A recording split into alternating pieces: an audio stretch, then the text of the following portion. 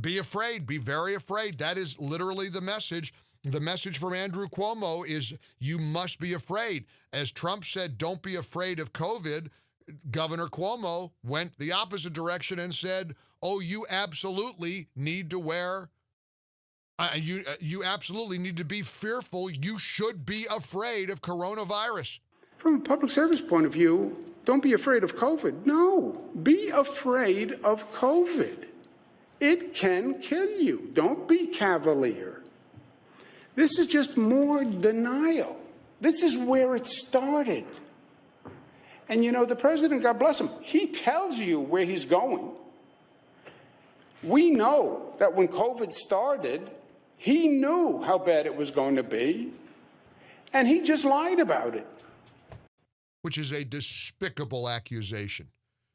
Trump didn't lie about it any more than Cuomo is lying about purposefully sending senior citizens to their deaths in New York State with his mandate that nursing homes accept COVID-19 infected patients.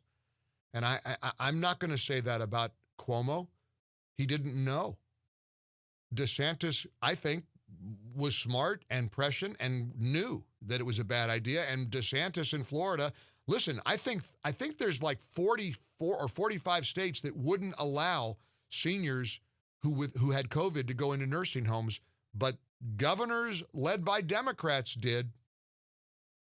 And last Friday, the Michigan Supreme Court ruled that a law Governor Gretchen Whitmer of Michigan used to shut down businesses and confine people to their homes, except for whatever she approved, improperly delegated legislative functions to the executive branch. And a few weeks ago, a federal judge in Pennsylvania ruled that Pennsylvania's lockdown violated the right of assembly guaranteed by the First Amendment, along with the 14th Amendment's guarantees of due process and equal protection. I have to ask you a very direct question. How many privacy rights have been violated in 2020 by the government?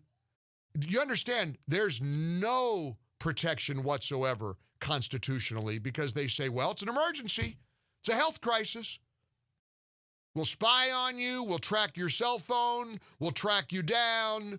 We will not allow Jews to worship in the synagogue. Are you kidding me? Did you hear about the Orthodox Jewish protest yesterday? They burned something in the street. Now, when you've got Orthodox Hasidim, when you've got Jewish people taking to the streets in protest, hey, Governor Cuomo, you got bigger problems on your plate. You got bigger fish to fry other than accusing Trump of lying about COVID. You got huge problems. And this governor in New York has never taken responsibility for his actions. As he harangues people and saying, you better be afraid. This is quite the image in New York. A huge, huge story because Cuomo and de Blasio, they're shutting down synagogues.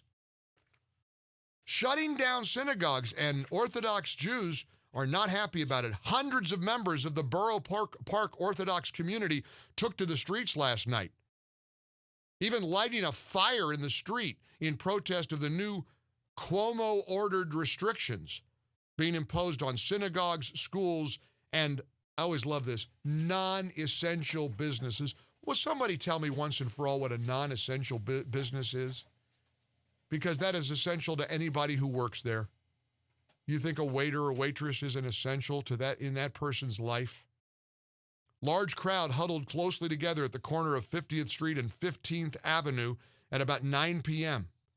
as community activists Hesse Tischler ripped Governor Cuomo and Mayor de Blasio over the order that shuts down schools altogether and limits synagogues to 10 people. Much of Borough Park, New York, is subjected to those measures, according to the New York Post, which also shuts down non-essential business. Tischler told the crowd, after he tore up his face mask, it's called civil disobedience. We can fight back. Do not allow them to torture you or scare you. These closures are going to be made no later than Friday, though de Blasio said they might begin Thursday. Councilman Kalman Yeager later showed up at another protest over on 13th Avenue, according to Borough Park News. The councilman said, "We're not going to be deprived of the right that we have in America, like everybody else in America, the right to observe our religion." I want to get this straight.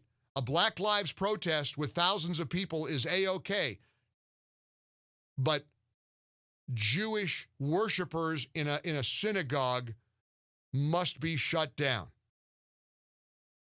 The defiant crowd was shouting, "Jewish lives matter." The crowd lit a rubbish fire after midnight at the corner of 46th Street and 13th Avenue and chased away two city sheriff's deputies who responded. And I am consistent. I don't want anything burned. I don't want sheriff's deputies or police chased away or attacked. I don't want firefighters by any protester to be impacted and restricted from doing their job. I guess the Jewish community in New York is saying Antifa isn't the only one that can get violent.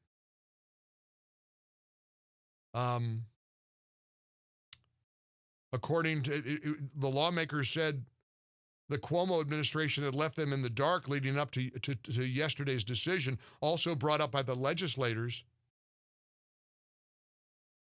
was Cuomo's decision to display PowerPoint images of New York's Jewish community gathering en masse. The elected official said Governor Cuomo's choice to single out a particular religious group, complete with a slideshow of photos to highlight his point, was outrageous. His language was dangerous, divisive, left the implication that Orthodox Jews alone are responsible for rising COVID cases in New York State. Here's Governor Cuomo promising to shut down Jewish synagogues. You're dealing with government saying to religions, you shouldn't have more than X people in your church or your mosque or your temple. That's a politically uncomfortable situation. You know, I have to say to the Orthodox community tomorrow, if you're not willing to live with these rules, then I'm going to close the synagogues. I have had a 30-year relationship with the Orthodox community. It goes back to my father. I have a very close personal relationship with them. This is the last thing I want to do. Oh, well then why are you going to do it? If it's the last thing you want to do, I don't think you'd be promising to do it and limit synagogues to 10 people. 10 people. Shut down the synagogues. I will shut them down, says the emperor. And that's how all of these Democrat governors have been. I will shut it down. And of course, the courts are starting to rule left and right that this is unconstitutional.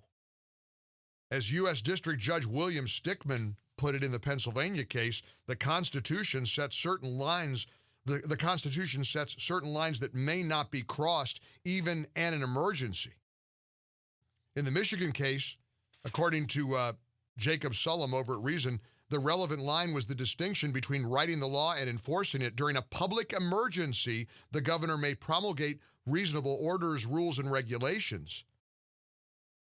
In Michigan's view, in the Michigan Supreme Court's views, these two little words, reasonable and necessary, are tiny fig leaves that cannot disguise the naked transfer of the legislature's police powers to a single executive branch official. This is a big deal. It's a very big deal, and we ought to be all over it, and I'm glad we are. Meanwhile, the president trying to negotiate with Pelosi and the Democrats, trying to get $1,200 checks into the hands of Americans who desperately need it, and trying to get money into small businesses. Pelosi won't budge. We'll tackle that and more here in the ReliefFactor.com studios coming up, and I hope you join us. 1-800-655-MIKE, 800-655-6453.